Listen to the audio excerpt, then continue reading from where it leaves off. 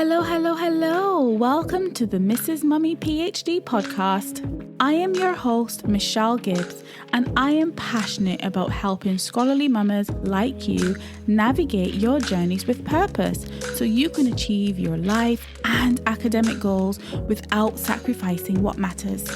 The reality is that scholarly mama life is multidimensional. We're scholars, yes, but we're also mothers, wives, and so much more with whole lives outside of academia. So how do we successfully navigate all this? Well, first, we need the space to embrace this unique blend. Only then can we begin the important work of becoming purposefully whole. And part of my own purposeful work is to create a space for us as scholarly mamas to grow, to reflect, and to become everything that we were meant to be. So, mama, are you in? Fabulous. Let's begin. These are our journeys of becoming.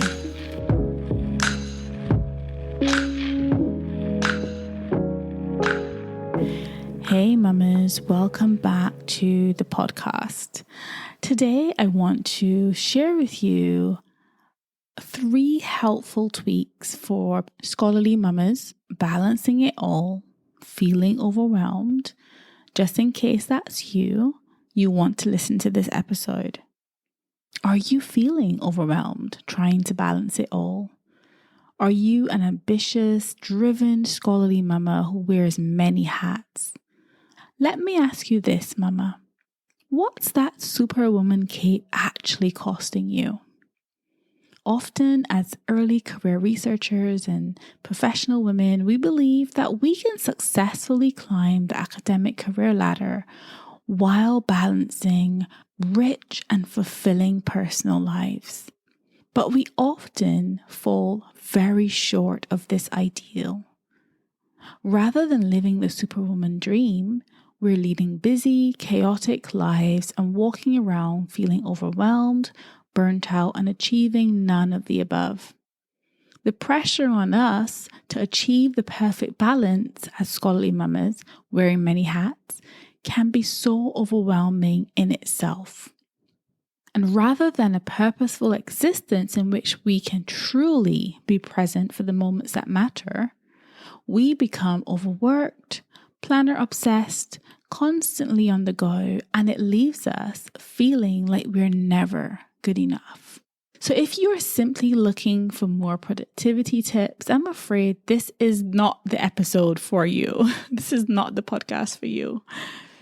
Mama, no amount of scheduling, planning, or time blocking will shift that overwhelmed feeling if an internal transformation isn't happening as well. Mindset shifts away from the busyness and productivity obsession toward a more purposeful, value-aligned, intentional, scholarly mama life are so much more transformative. So if you're constantly feeling overwhelmed, maybe it's not more productivity and time management tips and tricks that you need. Perhaps it's giving yourself permission to pause and slow down a bit so that you can design and pursue a life you truly love and one that brings you joy and fulfillment. Let me share an experience with you. And this experience is about when busyness becomes overwhelming, because as much as we don't want to admit it, busyness is not a badge of honor. We shouldn't be walking around telling everyone how busy we are when really and truly we are unproductive, overwhelmed, burnt out, and just going nowhere fast. I remember a few years back when I was sinking in the throes of the Christmas busyness and feeling overwhelmed by all there was to get done. And if you're wondering why I'm talking about Christmas in August, last week, my husband and I and the boys, we went to do just some quick shopping in a local shop. And in there, believe it or not, in August, there were Christmas decorations all over the shelves. And for a moment, I thought I'd time travel somewhere. I'm thinking, is it Christmas? Like, what?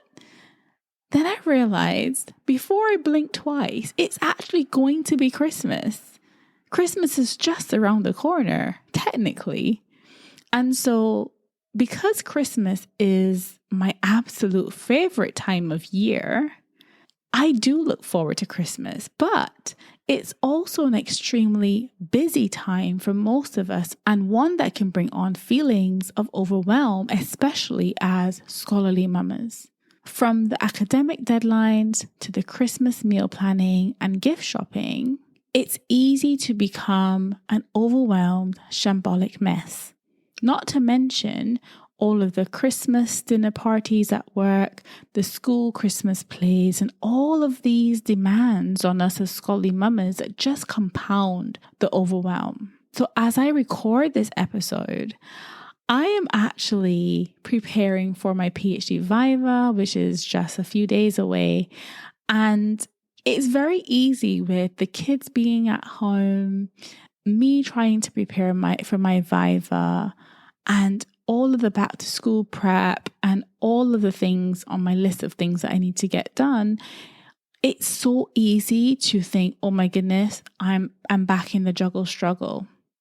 And as I said on Instagram, if you're not following me on Instagram, by the way, I am at Mrs. Mummy PhD. So make sure you go and follow me there. This situation I'm in right now, where I am preparing for my PhD Viva, where I am having the kids on school holidays, where I have loads of laundry, loads of ironing, loads of back to school shopping, loads of things to do, even business planning, so many things to do with a PhD Viva just a few days away. It's so easy to slip into the juggle struggle mindset. And as I've shared on Instagram, for me, the way that I kind of talk myself and coach myself out of that mindset is by remembering that these are my journeys of becoming, and I am going to proceed with purpose. I'm going to put my energy into the things that matter, and I am going to focus flexibly. So it gives me that little wiggle room. It gives me that leeway. It relieves the pressure off of myself to be perfect in all these areas. And so as I think about this episode and as I am preparing for my Viva with everything else going on, my mind also takes me back to one December evening in particular, because this was a busy Christmas season. Perfect recipe for overwhelm. So as I sat in the office in the busy city of London, the early winter sunset was bringing the daylight to an end. It was almost time to pack up my bag and begin my commute home to pick up the kids from nursery and after school club. With my mind firmly fixed on getting out of London and back to my husband and our boys, I wandered over to my plans for the next day when I needed to attend our son's Christmas school performance at his school. My lengthy to-do list interrupted these thoughts. I had a long list of PhD-related tasks I needed to complete before the university broke up for the Christmas holidays. I also needed to pick up gifts for the nursery staff and the school teachers, finish the Christmas gift shopping for the boys, schedule that dentist appointment I'd been putting off, write the grocery shopping list, go to said supermarket and do said grocery shopping, register the extended warranty on the new dishwasher, plus a million other things. I don't have to tell you that I felt torn, conflicted, and overwhelmed. With all these thoughts circulating, I packed my bag, made a final dash to the restroom, popped on my coat, and began to make my way to the train station. As I walked to that train station, I honestly felt like a robotic shell with a dying battery, just running on empty. I'd been feeling like this for a few weeks and it was beginning to take its toll. Incidentally, the next day was also my department's Christmas party, which most of my doctoral colleagues were attending. The atmosphere was lit with excitement. Everyone was winding down for the holidays and counting down to the party. It was a chance to finally chill with colleagues and release all that built-up stress of the PhD grind. Everyone was looking forward to the mince pies, the mulled wine, and the Secret Santa gift exchange. But for me, I had much more than a Christmas party to think about. It was time to make some decisions. I reflected on my priorities in that moment and how I felt about all the things on my mind. I felt torn, conflicted, and overwhelmed all at once. How on earth would I get all of these things on my to-do list done? I needed a plan. Perhaps I could skip the Christmas party, then call the dentist on the train and register the dishwasher from my phone on the commute. And then once I'd done that, I could then write the shopping list on my grocery app while still on the train, fly through the supermarket and pick up the nursery staff gift from there as a one-stop shop, and then jet back to my son's Christmas performance. I would potentially arrive at the school a completely frazzled, depleted mama, but at least I would be there in the flesh, right? Then later that evening, after the boys are in bed, I could sit down at the computer and do some academic work. Or maybe I should attend the Christmas party so no one thinks that I'm being antisocial, and then I could work everything else around that. I could get all the other things done later in the evening when I got home. I told myself, after all, I could do most of the shopping online, can't I? But what about my son's Christmas performance? Then it suddenly hit me. As much as it was hard to admit, I was a total shambolic mess. I was feeling completely overwhelmed, exhausted, and totally spent. I began to reflect on why I was feeling this way, and I knew deep down that it was time to step back and evaluate. It was time to let go. I'm sharing this story here because I know that these feelings are not uncommon for scholarly mamas. We wear so many hats and try to be all things to all people, spreading ourselves thin without admission. I honestly think that if it wasn't for my journey to this point in my personal growth, I would be in exactly this position right now, overwhelmed and completely burnt out with all the things I've got on my plate at the moment. But as I said on my Instagram recently, I am proceeding with purpose. I am not going to become overwhelmed. I am going to proceed with purpose. How can we do better?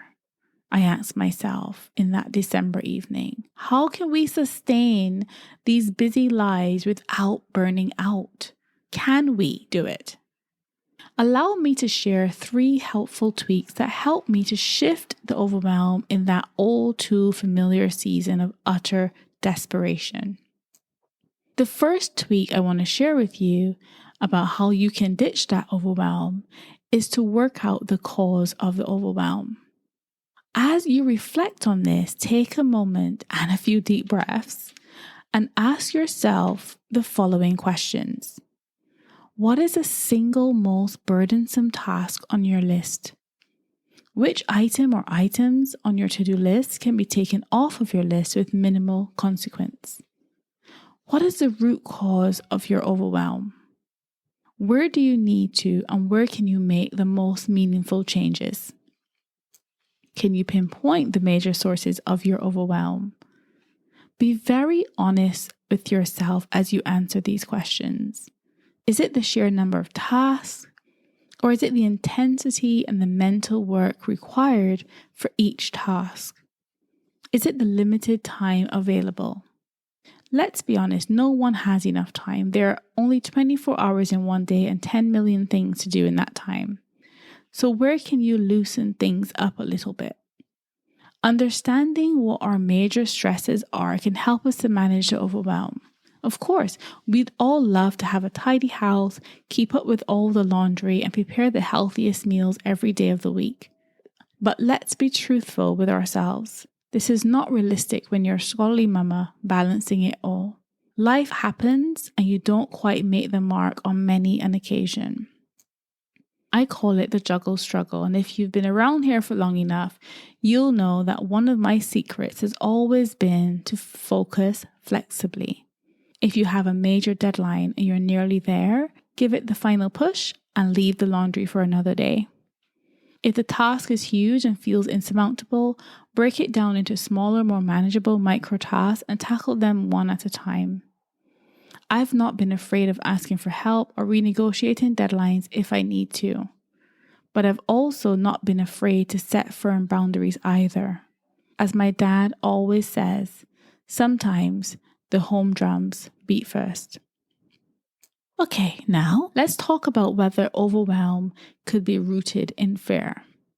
When I was crumbling beneath the weight of my life's chaos, I realized that the people-pleasing fear of saying no was adding to the overwhelm. It was the feeling that I would be letting people down that was also paralyzing me. So once I pinpointed the source of my overwhelm rooted in fear, it was time to find a way to alleviate it. In trying to find a way out of this, what I needed was to decide what mattered to me most. What were the non-negotiables? Which carried deeper personal meaning for me? What would I regret most if I didn't follow through? What could I afford to let go of? For me, there were two essentials. Firstly, it was attending my son's Christmas performance, and secondly, it was getting my PhD work done before that pre-Christmas deadline. And so, firstly, the drums of motherhood, to be present for my son, beat louder than ever. It was time for me to move on to the second tweak. So the second tweak that I wanted to share with you and how you can ditch this overwhelm is to let go of perfectionism. Oh, my old friend, perfectionism. I will talk about perfectionism in another episode where I share with you my experience of preparing for my Viva. But mama, you've got to let it go. Let go of the pressure to be the perfect wife, the perfect mother, daughter, and even scholarly mama. Letting go of those things was the most liberating thing I've ever done.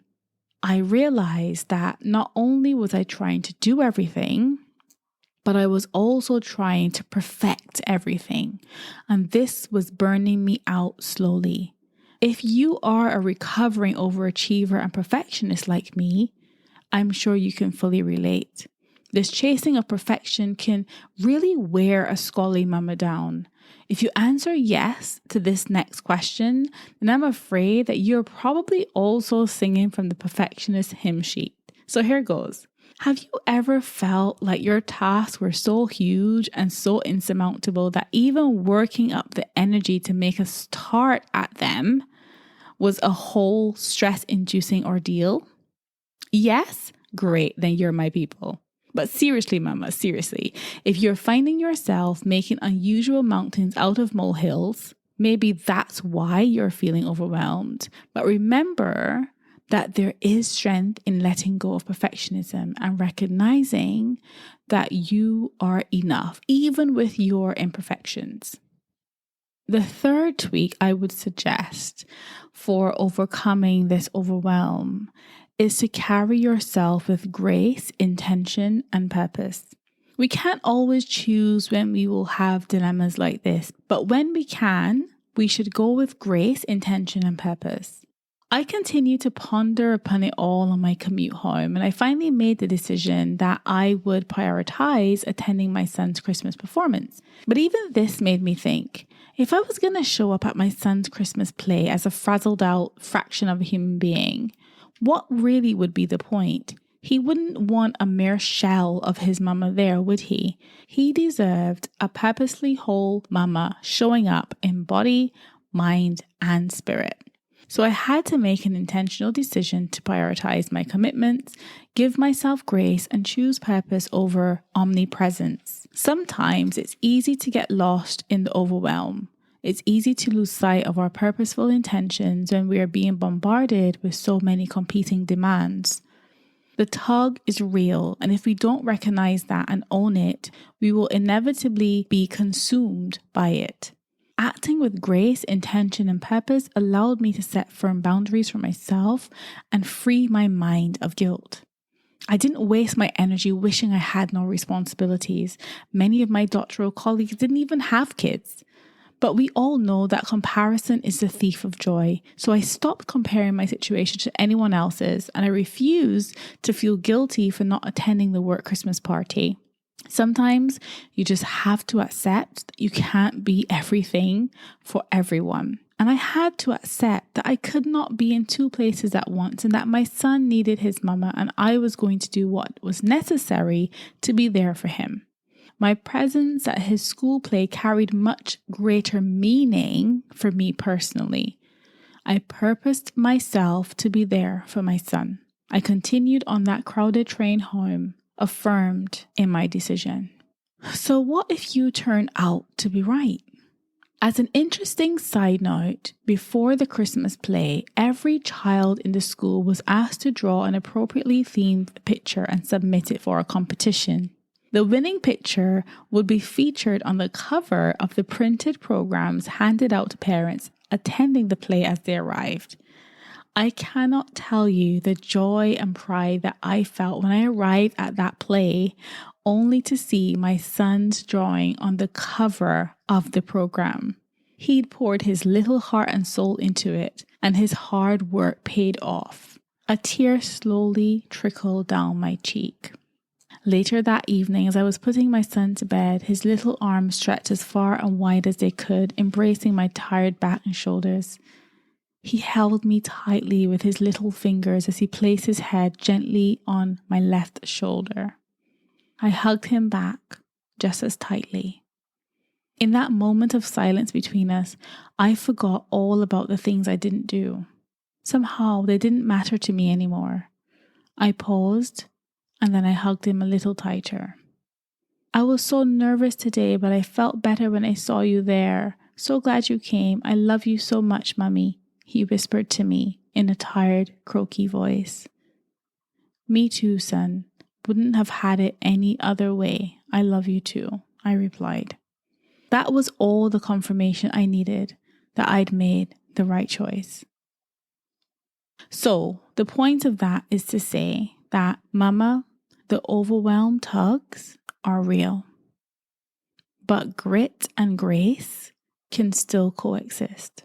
Now, I accept that in the grand scheme of things, the choices I faced were not exactly life-changing ones. There were several things on my to-do list that could have waited and the world would have kept spinning. Sure, of course. But I hope that you can see the wider application of the principles outlined in this episode. You may be facing bigger and more life-altering decisions, I know, because I faced them too. But these tweaks have helped me to balance the tugs, and I hope they help you too. On our scholarly mama journeys, we will be constantly bombarded with demands that will cause us to doubt our grit and resilience. We want to excel in academia, we want to thrive in motherhood, and we want our relationships to blossom. But we can get our priorities in the wrong order sometimes, leaving us overwhelmed and devoid of the grace that we often tell others to give themselves. I believe that grit and grace can coexist. Just because I have kids doesn't mean I cannot pursue my dreams. And just because I'm pursuing my dreams doesn't mean that my kids don't come first. As a scholarly mama, I can possess the grit and resilience needed to persevere, while also giving myself the grace to slow down, reflect, and make some necessary internal tweaks to help me find more peace and harmony on this journey. What will help me become the best version of myself? It's that grit and grace. Grit and grace, mama. So now let's talk about internal transformations which become externally manifested.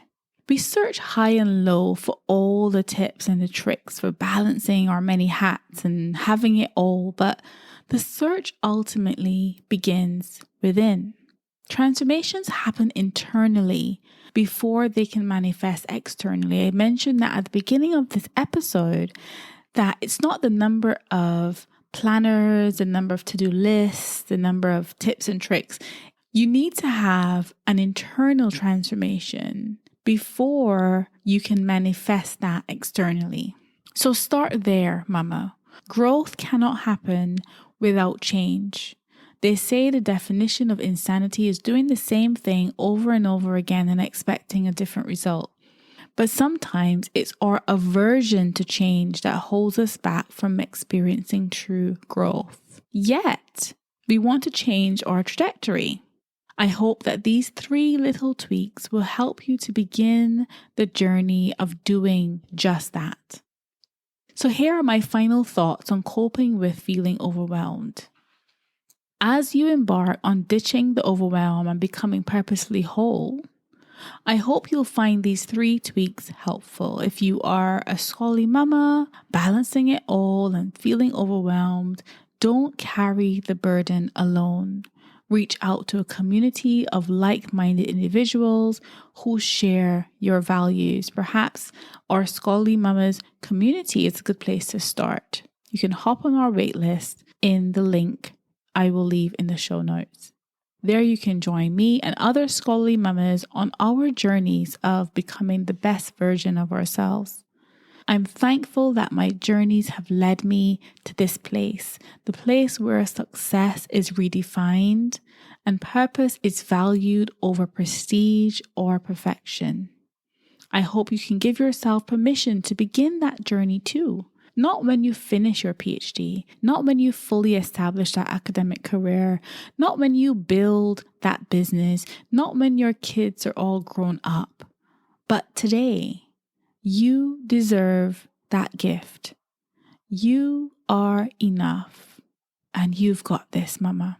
As I close, I just wanted to share that one of the things that has really helped me on these journeys of becoming and really tackling this overwhelm and managing it when it pops up is understanding what my purposeful scholarly mama trait is. Understanding and getting to know myself a little bit better and understanding where I thrive and under what conditions do I thrive. If you want to know your purposeful scholarly mama trait, I will leave a link to my quiz in the show notes. You can have a go at that. And I will also send you personalized tips for how you can begin to turn this struggle around and into your purposeful journeys of becoming. And if you've enjoyed this episode, why not share it with another scholarly mama you know? Until next time, mama, I'm sending you lots of love and gratitude. Take care. Bye-bye. Thank you so much for tuning in to the Mrs. Mummy PhD podcast. I hope you've enjoyed this episode. And if you did and you want in on this movement, why not head over to mrsmummyphd.com. You can join the waitlist for our exclusive community of smart, purposeful, scholarly mamas. We'd love to see you on the inside. Remember, mama, these are our journeys of becoming.